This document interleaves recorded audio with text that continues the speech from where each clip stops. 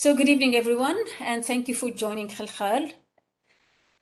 Today, it's a special webinar for several reasons.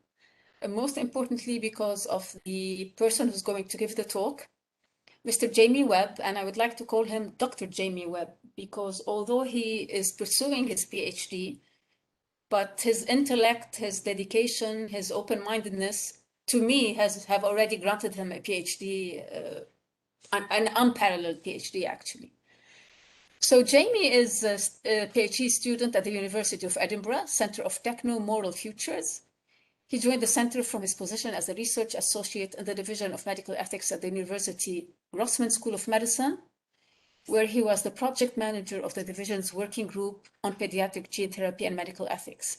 And actually, that's how we met when we had collaborations with the University of New York Medical School with Dr. Art Kaplan. Prior to joining the division, he was a 2018-2019 Fulbright postgraduate award recipient, traveling from the UK to study in the MA program at the NYU Center of Bioethics. He gained his undergraduate degree at Pembroke College, Cambridge, receiving a BA in philosophy and a master's in history and philosophy of science before completing the Teach First Leadership Development program.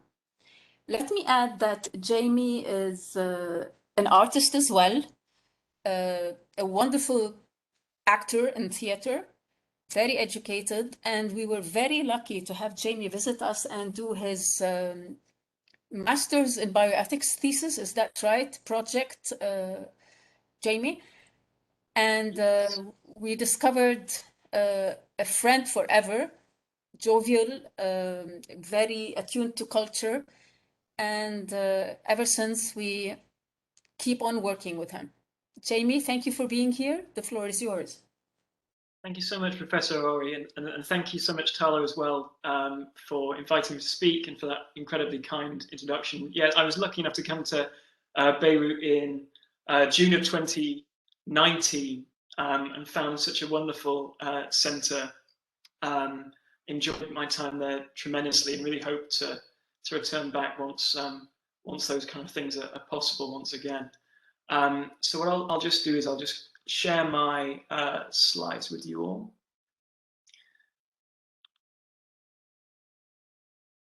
And then I will ask if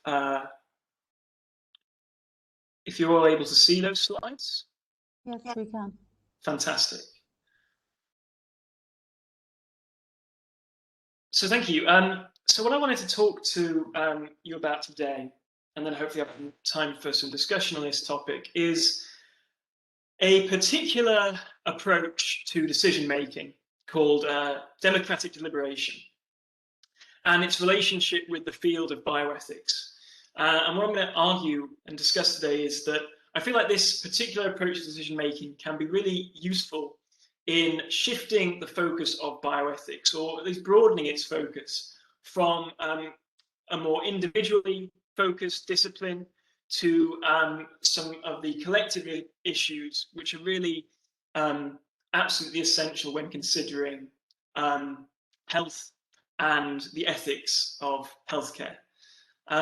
And I'm going to be explicitly discussing this from a Western focus. So I'm going to be deliberately referring to sort of a Western, particularly Anglo-American approach in bioethics. And that's not a kind of normative judgment that that's the best way about going out things, but the historical focus I'm going to place on that paradigm. And it'd be really wonderful in discussion to hear about how, whether you think that paradigm is shared in Beirut in the Middle East, perhaps more broadly, or whether a different approach to bioethics is practiced there, and whether the lessons of democratic deliberation might be different in the Middle East and Beirut. So this is the approach I'm going to take. I'm going to talk a little bit, a very brief and inadequate history of bioethics in America and the Western world in the late 20th century into now. I'm going to talk a little bit about how some lessons from 2020 have kind of made people reassess the field in some important ways, give a bit of a summary of what deliberative democracy is, describe its relationship with a couple of really core sort of paradigms in Western bioethics, principlism, and specifically focusing on autonomy. And I'm going to close with thinking a bit reflectively about how, if we adopt this model of deliberative democracy, if we adopt that into the field of bioethics, how it should cause bioethicists, particularly philosophical bioethicists, to conceptualize their role in public life.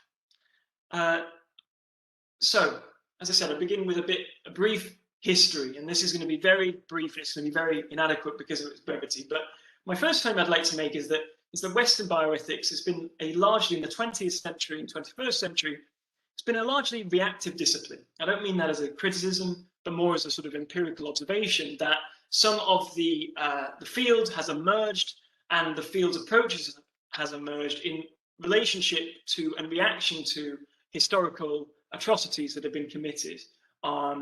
First, predominantly in the Second World War, and the example of Nazi war crimes, Nazi crimes against humanity, particularly those committed in the concentration camps on human subjects, research being conducted in incredibly unethical ways, violating the rights of individual research participants, being conducted without any consent, without any respect to beneficence of research participants.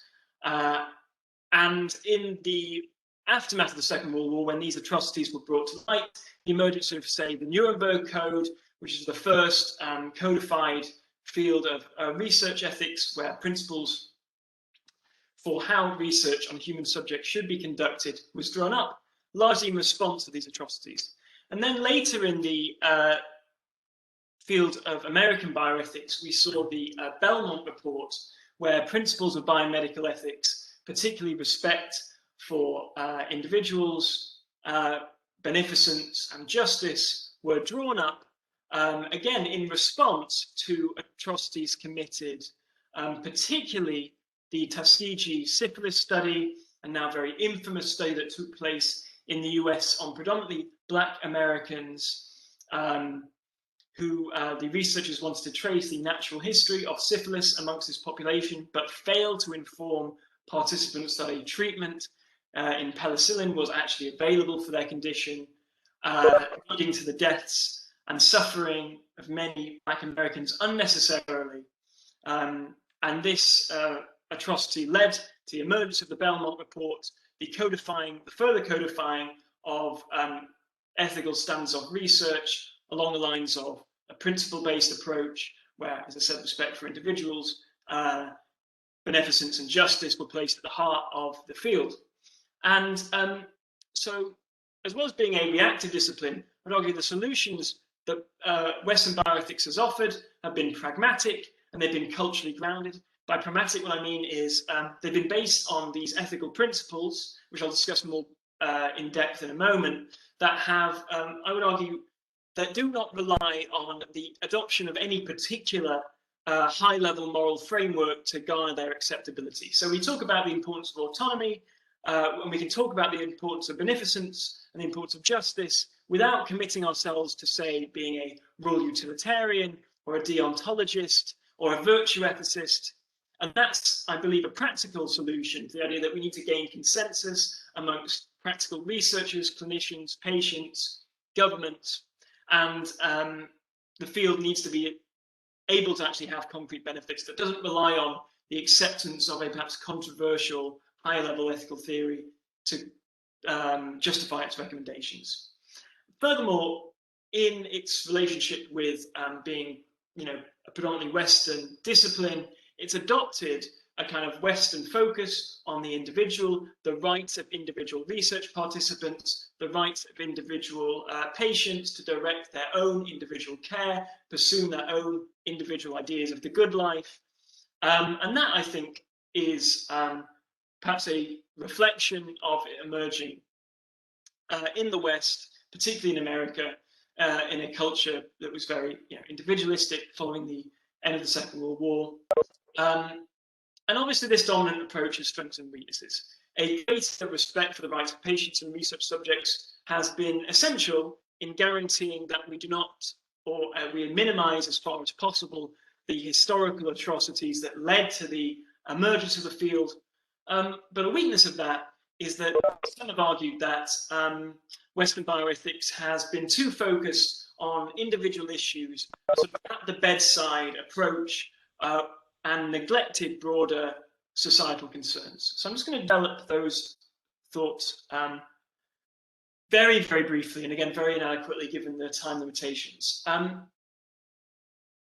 So as mentioned, dominant ethical framework in Western bioethics has been principlism. It's most associated with the bioethicists Buchan and Childress and their work, Principles of Biomedical Ethics, which has really been a kind of Bible for the field, particularly in the West. I believe they're now on their 9th edition, and it's kind of the thing that a lot of clinicians are trained in, a lot of researchers are trained in when they're thinking about ethics in medicine. It evaluates the ethics of clinical care and research in relation to 4 principles: beneficence, or the duty to provide benefit; autonomy, the obligation to respect an individual's own values and decisions in their care or decision to participate in research; non-maleficence, the obligation to not provide harm; and justice, so the kind of broader societal concerns that individual decisions have to be evaluated in the context of. And as I say, this approach has been very useful in guiding practical research and clinical decisions. It has, however, faced some criticisms. Just very, very briefly, I'd like to raise a few of those criticisms. Some have argued that it's not sufficiently prescriptive in relation to how conflicts between duties are resolved. So if beneficence conflicts with autonomy, for example, in the case of a patient who is, say, rejecting a recommended course of treatment that a doctor would argue is clearly in line with their clinical benefit, how should the conflict between those duties be resolved? Buchan and Childress are very clear that there's no priority ranking between those 4 principles. So, for example, autonomy is not the most important; it's more important than beneficence. They reject that; they're in balance. So, how do those tensions get resolved? Others have argued that although these principles are supposedly of equal importance, that there is a lack of focus on justice, and that relates to this focus of individual concerns rather than a societal collective perspective, where those questions of justice, particularly distributive justice, are more keenly noticed. And some have also argued that there's been, in Western bioethics, the notion of autonomy has lost its kind of substantial moral weight and has been kind of reduced to this idea that we just respect, we have to have this absolute respect for the choices of individual patients or research participants, and that's been detached from any of the kind of historically weighty and ethically thicker notions of autonomy in the past. So very briefly, autonomy in bioethics very closely connected with the notion of informed consent, that we should both create when a patient or potential research participant is considering a course of clinical care or participation in research. We should make sure to create the conditions necessary for fully autonomous decision making, and that is the conditions for informed consent. So making sure they have sufficient information, are aware of the risks and benefits of a particular course of action, aware of alternatives that they may have from the particular course of action proposed. And obviously that's a very normative weight that we should respect and create those conditions for autonomous decisions. But that has been criticized, that this is quite still a very morally thin notion compared to some of the more substantive theories. So Kantian autonomy, for example, is often referred to. But when you consider Kantian autonomy in its full sense, the idea that we act autonomously when we act in line with the categorical imperative and what can be universally willed as a universalizable law, that seems actually very different from, say, just respecting a patient's individual decisions. And similarly, the prominence of autonomy in Western bioethics, some, not Buchan and Childress, but some clearly view autonomy as the leading of those 4 principles. the most guiding light, that we should never act in any way that violates an individual's autonomy, and that an individual's autonomous choices should be granted absolute priority. That reflects a problematic culture of narrow individualism and neglects issues of broader collective concern. What if an individual's collective decision is not in line with the interests of their communities, is not, and perhaps even goes against concerns of collective justice? And all this, I think, came to a head, or these concerns have been present for many years, but 2022 things happened which really raised them to the absolute focus of the field. And those two things were the COVID-19 pandemic, and particularly in America and the West, the murder of a Black American, George Floyd, by an American police officer, Derek Chauvin, and the subsequent protests, the likes of which America has not seen in decades, against racial injustice, against systemic racism, against police violence, that spread across the nation. And I think there was a lot of reflection from bioethicists in what these two things together told us about the field and about its weaknesses and limitations. And there's three things, just very briefly, I'd like to mention. This suggested that the field needs to focus far more on questions of collective justice and system-level issues, and away from its prior focus on the rights and actions of just individuals, individual choices, and a closer reflection on who is actually doing bioethics, how they're doing it, as well as the issues that they're questioning.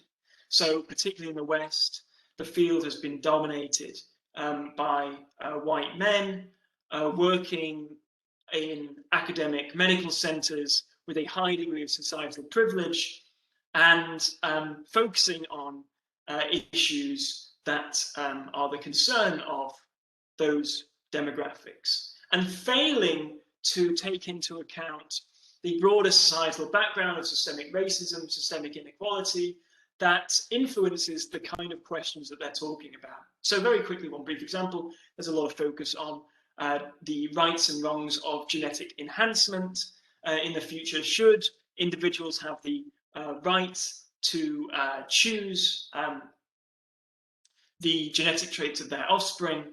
And some have argued that, look, this topic is very focused on a kind of hypothetical issue of most concern to white affluent parents, when we have many wider systemic issues of Black Americans having no access to any healthcare whatsoever, and that focus needs to change, but also that the kind of solutions, kind of focuses that a predominantly white male field offers to these problems are in some way determined by the backgrounds of the people pursuing that research. So that's two things that 2020 had really led the field to engage in a lot of critical reflection. And I'd like to make two claims in the rest of this presentation. I'd like to claim, firstly, that deliberative democracy, which I'll just briefly explain what that is in the next slide, fits actually very naturally into the paradigms of Western bioethics. But that placing deliberative democracy at the center of the field can actually play a part in the reactions to 2020, the concerns and the weaknesses of the way bioethics is currently conducted, as I've just argued in the previous slide. So what is deliberative democracy? It's an approach to decision-making which aims at deliberation and representativeness. So it's probably easiest to explain what it is by just giving some examples.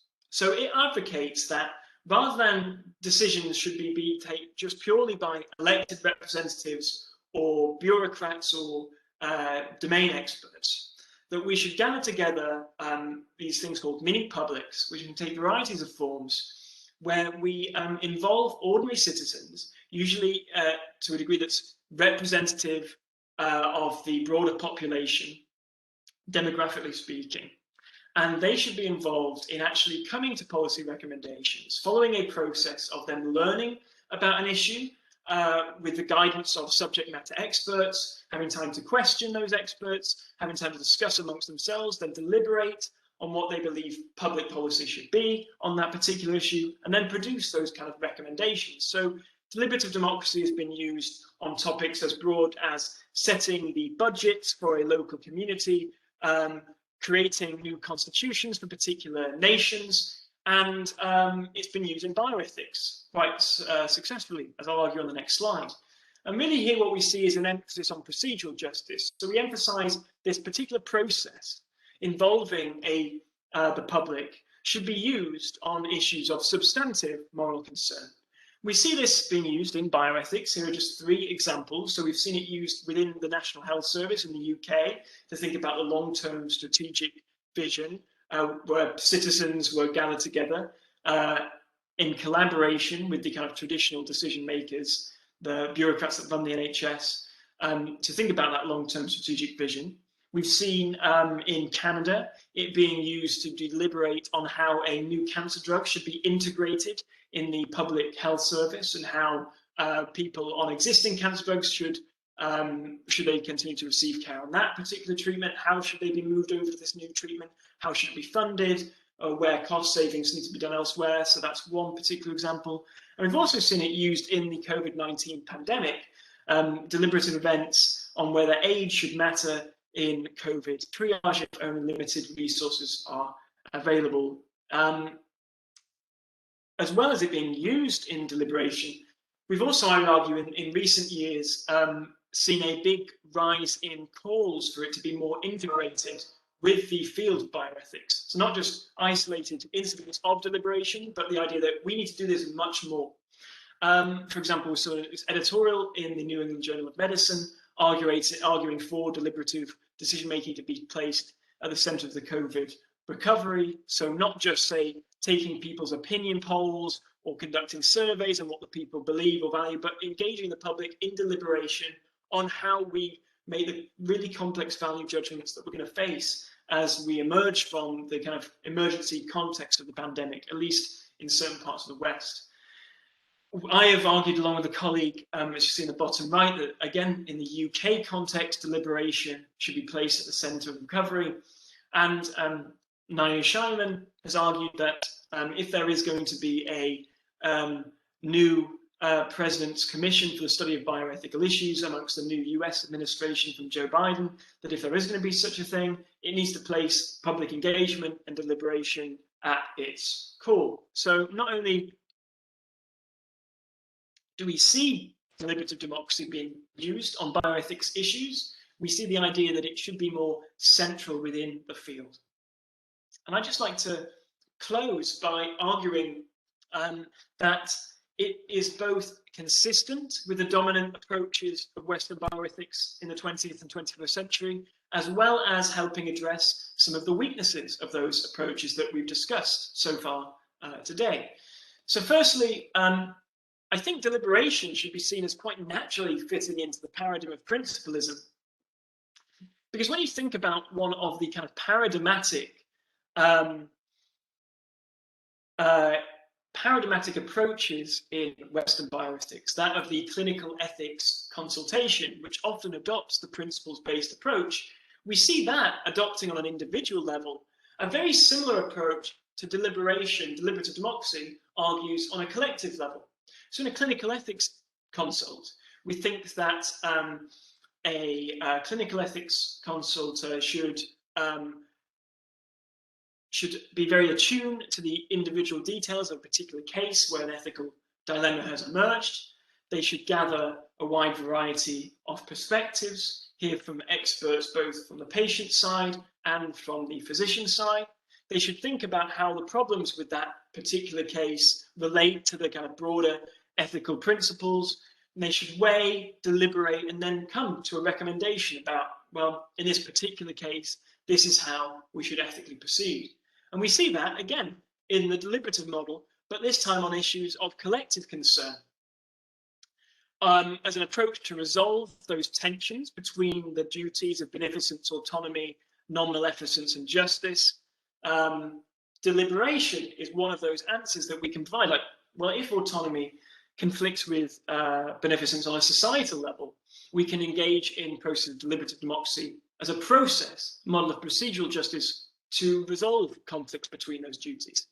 And again, deliberative democracy very clearly focused on collective policy decisions, so it helps move the field away from that individual at the bedside focus to issues that affect the broader societal context in which those individual decisions take place, and is often focused explicitly on social justice. So what I mean by that is deliberative bodies can be brought together with a focus on making sure that those doing the deliberation are overrepresented from marginalized populations and considering issues that predominantly affect those marginalized populations. And we should think about doing that with deliberative democracy in bioethics as well. And finally, autonomy and deliberative democracy. As I mentioned, a criticism of autonomy in relationship with Western bioethics is too thin that it just reduces to individual choice.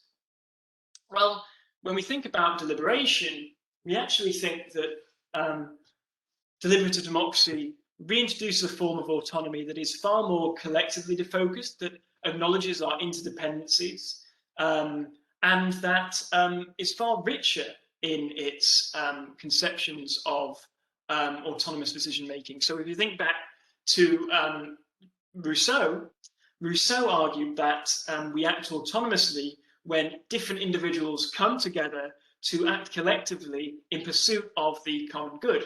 Now, that's exactly the approach that deliberative democracy advocates for. And it is a far richer notion than simply an individual's personal treatment choices or decision to participate in a particular research program. And it expands the boundaries of informed consent to these collective decisions, because our collective decisions shape the landscape in which individual patient choices are made.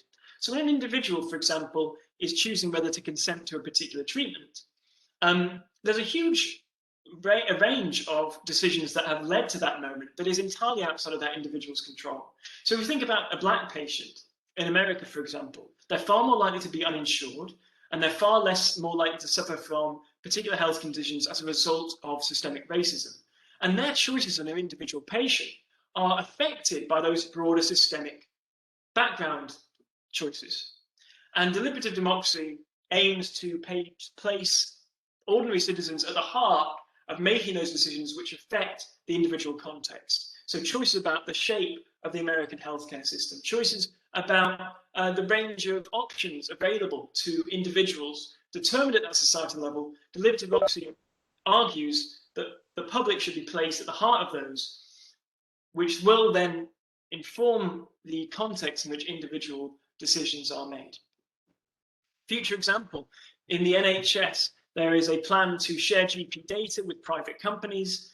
That's been sufficiently delayed. And on an individual level, my choice of do I share or do I not share is only a very tiny decision in context to the decisions of how is that data sharing to be done, how are patient records to be anonymized, who is it to be shared with, for what purposes. Those all take place outside of my ability as an individual to influence them. But if we place deliberative democracy at the heart of how those decisions are made, then the members of the public have the opportunity to participate in those decisions that shape the individual context. And finally, just because I'm aware I'm already over time, I'd like to think a little bit about how bioethicists, particularly philosophical bioethicists, should consider their roles as within a deliberative framework. So bioethicists often provide substantive moral arguments for a particular policy recommendation. So here's just an example of an argument I've written about recently, where I've argued that that terminally ill patients should actually be prioritized for COVID vaccination as a recognition of the importance of their limited remaining time. So this is me proposing a policy recommendation based on philosophical argumentation, and that's describes a lot of what particularly philosophical bioethicists do in their day-to-day work. But how should they consider what they're doing in this? I would argue that and this is actually inspired by a talk a couple of years ago by a philosopher, about a couple of days ago, sorry, by a philosopher who name has quickly escaped me. I'll check once I've finished the talk, who argued that we act often as philosophers and bioethicists as if we are saying this is what should definitely happen. I am arguing this is the correct moral stance to take on a particular issue. But I would argue that when our recommendations of bioethicists have this collective import, they recommend particular policy decisions, we should not be considering them as prescriptive, as this is what should happen. But we should consider our recommendations as inputs into this broader process of democratic deliberation. So what I should consider myself as doing here in this paper is not saying this is what we should definitely do. We should definitely prioritize terminal patients for COVID vaccination. I should consider my role as suggesting this is one perspective, that it should be considered as an input into a broader context of public, collective, democratic decision making, where the public then decide whether this should be how their particular nation or local authority, wherever the decision making is being done on the basis of, they make the collective decisions for vaccine prioritization, for example. And I should consider my role not as making a prescription, but as an input into this deliberative process. So in closing, deliberation is both compatible with and addresses some of the blind spots of the Western bioethical tradition, I would argue, and should be integrated at its center as we move forward as a field. Thank you so much. Jamie, thanks a lot. I personally really enjoyed this. It's a superb talk. It's a little bit mean to end with this kind of worms about prioritization and the terminally ill patients, which I think is worth another talk because they are never prioritized. It's amazing. I would love to read what you wrote if you can share it with us. Can you hear me, by the way? Because I can't. Yes. Is it working? Yeah. Perfect. So I have a few questions. So if I'm not mistaken, the philosopher Amitai Etzioni lately wrote to Biden requesting him to reinstate the Presidential Commission for Bioethics. And who's heading this now? Is it Peter Singer? Oh, I have no idea. I don't even know if it has yet gone ahead. Of it, I mean, so there was no presidential commission under President Trump, which may have been a good thing. So there was the one under President Obama, but I don't know if it's been formulated yet, or if there's any particular people who have been tapped up to lead it. Okay. Because that's one place you would want to start. And maybe if you can remind me later to share with you an article about related to what you're talking about, public participation, which I think is very important. Unfortunately, there are a lot of concerns here. For example, if you want to get the opinion of the public regarding genomic medicine, for example, you really need to spend a lot of money educating the public about what genomic medicine is, what does it entail, and this is going to require a lot of fundraising. And I'm not sure if this is feasible or possible. So what do you think? Although it ought to be the case.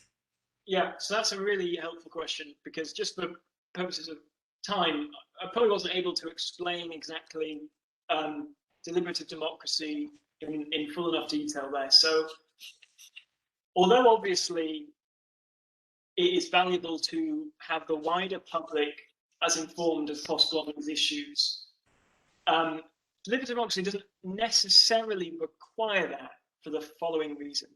So the idea behind a lot of forms of deliberative democracy that involve mini publics is that you gather together a small group of people, in some cases in citizens' juries. Maybe it's around 20 to 30 people. In other cases, for example, citizens' assemblies, which are the focus there is really on making sure that whoever is involved is really demographically representative of the broader population. It can be around 100 people. But you gather, still small groups together and give a lot of space and time for them to learn and be informed by experts about the details around, say, genomic medicine. It's not so much a matter of engaging the whole of the population of that country, so much as taking a small group of people, giving them the space to learn a huge amount about a topic over the course of usually several weeks, before they then discuss, deliberate, and make policy recommendations on a particular topic. So that obviously, that still costs a lot of money. You know, running these deliberative events is expensive, but it's not as expensive as, or as challenging as, we need to engage everyone in a whole country about this topic. So it's not a case of everyone is informed and then everyone takes a vote. It's not, say, like a referendum. It's, you know, smaller group deliberations. So as in public forums? Yes, public forums would be exactly the case, but a sort of good example. But with more of a focus of what distinguishes it from, say, a focus group, or what distinguishes it, say, from a public meeting, is it's not about the transference of information from an expert to the public. It's not about them. It's not just about them learning more about, say, a predetermined decision, or we'd like to hear your views or opinions or questions to go and then influence the decisions that we, the experts, make in private.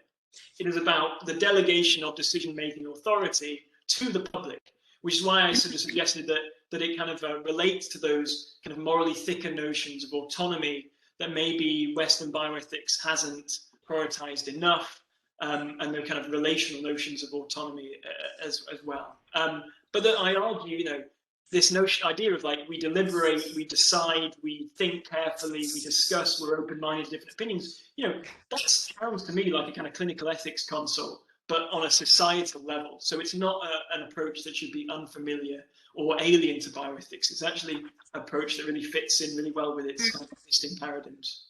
Actually, I do agree. I'm going to allow myself one more question, actually two related questions very quickly, and then leave the floor to my colleagues. So Black Lives Matter. Yeah. And the bioethics community. I'm sure you're aware of a movement, particularly led by the Medical College of Wisconsin, if I'm not mistaken.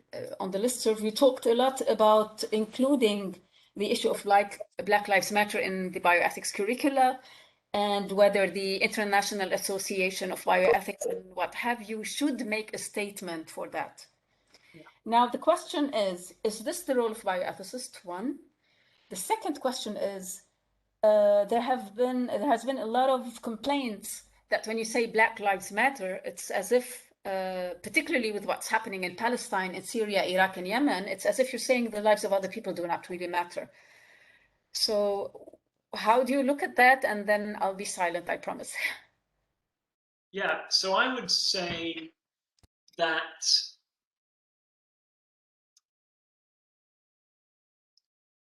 I think it needs to be absolutely central to bioethics.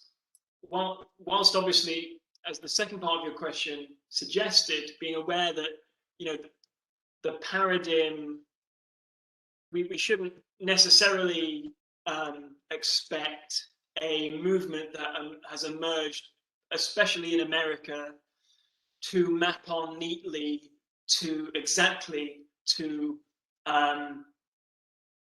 other political contexts. So we shouldn't say, okay, well, that's an approach applicable here, so therefore it can be mapped on and understood exactly in the context of Palestine. That a model that in America that emphasizes the sort of historical legacy of Black slavery and white supremacy should be able to map on perfectly to Israel's actions in Palestine. That you know, with a very different historical background, that's not going to work.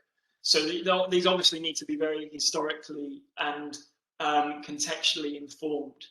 But certainly if I just sort of think, again, if I just sort of limit myself to thinking about, say, Western bioethics, I'd argue it needs to be really essential. And I absolutely do not want to suggest for a moment that what I've argued in terms of deliberative democracy is in any way sufficient to deal with the issues of systemic racism in America or the West. Absolutely no way would be.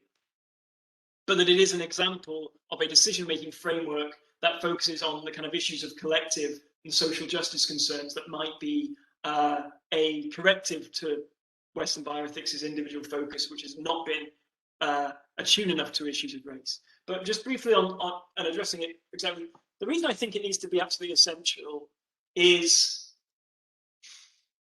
if bioethicists are concerned with the ethics of healthcare, the ethics of medicine, which is obviously what they're concerned with, they can't be silent, or they can't think that issues of inequitable access to healthcare is not, you know, a concern for their particular focus, or they can't ever be unaware of how things like systemic racism or class-based inequality or gender-based inequality are informing individual issues that they are looking at in a individual context. So, for example, I just want to make sure I pick a really good example. So if on a clinical ethics level, a doctor considering why a patient is reluctant to follow their treatment recommendation is just not going to adequately do their job if they're not considering the legacy and continued abuses of the medical profession towards Black and minority patients in America or the West, when they're considering why that patient might be reluctant to engage in particular care practice. Or a policy, if we're thinking about how, you know, rationing questions in a pandemic, who should get a ventilator if only a few are available and there's more patients needed than treatment options available. If that is unattuned to how racism influences who is most likely to get sick, who is most likely to have poor prognoses for recovery if they receive a particular treatment, then it's just going to be inadequate. So if bioethics are just going to say, well, we're blind to the issues of race shouldn't be taken into account in medical decision making, and thinks that's kind of a sufficient answer to issues of inequality and equity and racism, then I think that's going to be really insufficient for a field. But I do absolutely agree with your second point, which is that it shouldn't, you know, there are issues. We shouldn't expect a kind of Black Lives Matter focus to map neatly onto, say, issues in Palestine, ongoing issues in Palestine, and then you need a really, you know, particular approach to particular issues. But that, nevertheless, a focus that informs, you know, thinking about systemic issues, thinking about institutional racism is going to be applicable and must be adopted in that issue as well, in state-based violence, for example. Thanks a lot, Jamie. As I promised, I'm going to leave the floor to my colleagues for questions. Is there anything in the chat, for example, Tala? Anyone wants to raise anything? Okay, I'm lucky I got the chance to ask my questions, but there are more. Okay, you have an excellent lecture. Thank you. I have more issues to talk to you about regarding this very important concept of democracy and deliberation in bioethics. So stay tuned on WhatsApp or email. Yes. Thanks a lot, Jamie. It's a pleasure seeing you.